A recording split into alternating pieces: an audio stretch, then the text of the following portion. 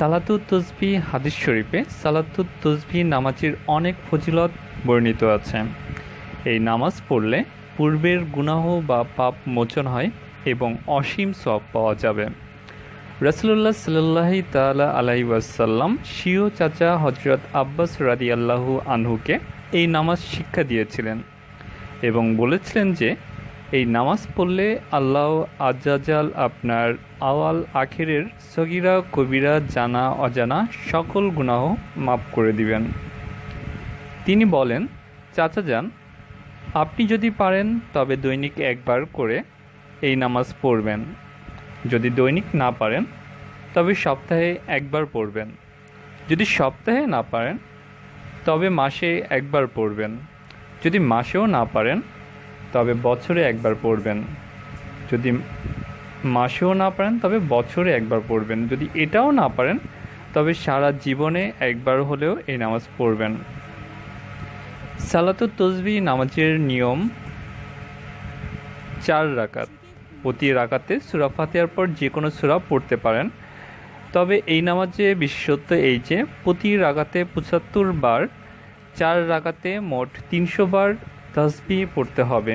তাসবিহটি হচ্ছে, আমি বলছি, সুবহানাল্লাহি ওয়াল হামদুলিল্লাহি ওয়ালা ইলাহা ইল্লাল্লাহু ওয়াল্লাহু আকবার। আমি আবার বলছি, সুবহানাল্লাহি ওয়াল হামদুলিল্লাহি ওয়ালা ইলাহা ইল্লাল্লাহু ওয়াল্লাহু আকবার। প্রথম রাকাতে সানা পড়ার পরে তাসবিহটি 15 বার পড়তে হবে। তারপর স্বাভাবিক নিয়মে সূরা ফাতিহা ও অন্য আরেকটি সূরা অথবা অন্তত 3 আয়াত পড়ার পরে তাসবিহটি 10 বার পড়তে হবে। এরপর রুকুতে গিয়ে রুকুর তাসবিহ পড়ার পরে তাসবিহটি 10 বার পড়তে হবে। এরপর রুকু হতে দাঁড়িয়ে গিয়ে রাব্বানা লাকাল হামদ পড়ার পরে তাসবিহটি 10 বার পড়তে হবে। এরপর সিজদায় গিয়ে সিজদার তাসবিহ পড়ে তাসবিহটি 10 বার পড়তে হবে। প্রথম সিজদা থেকে বসে তাসবিহটি 10 বার পড়তে হবে। এরপর আবার সিজদায় গিয়ে সিজদার তাসবিহ পড়ে তাসবিহটি 10 বার পড়তে হবে। তারপর একইভাবে দ্বিতীয় রাকাত পড়তে হবে। সূরা ফাতিহা পড়ার আগে তাসবিহটি 15 বার পড়তে হবে। অতঃপর দ্বিতীয় রাকাত এর দ্বিতীয় সিজদার পরে আত্তাহিয়াতু, দুরুদ আর দোয়া পড়ার পরে সালাম না ফিরিয়ে দ্বিতীয় রাকাতের মতো তৃতীয় এবং চতুর্থ রাকাত একই প্রক্রিয়া শেষ করতে হবে। তাসবিহটি 15 বার পড়ে স্বাভাবিক নিয়মে সূরা ফাতিহা ও অন্য আরেকটি সূরা পড়তে হবে।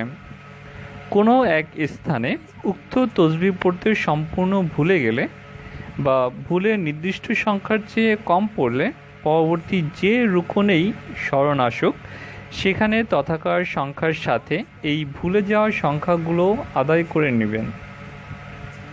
আর এই নামাজে কোনো কারণে সাজদায়ে সাহু ওয়াজিব হলে সেই সাজদা এবং তার মধ্যকার বৈঠকে উক্ত তাসবিহ পাঠ করতে হবে না।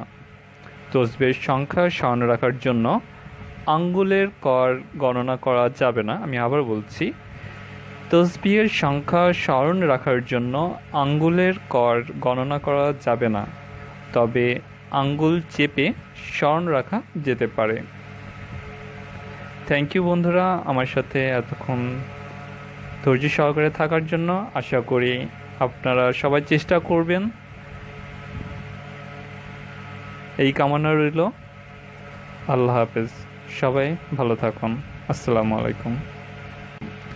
সালাতুত তসবিহ হাদিস শরীফে সালাতুত তসবিহ নামাজের অনেক ফজিলত বর্ণিত আছে। এই নামাজ পড়লে পূর্বের গুনাহ বা পাপ মোচন হয় এবং অসীম সওয়াব পাওয়া যাবে।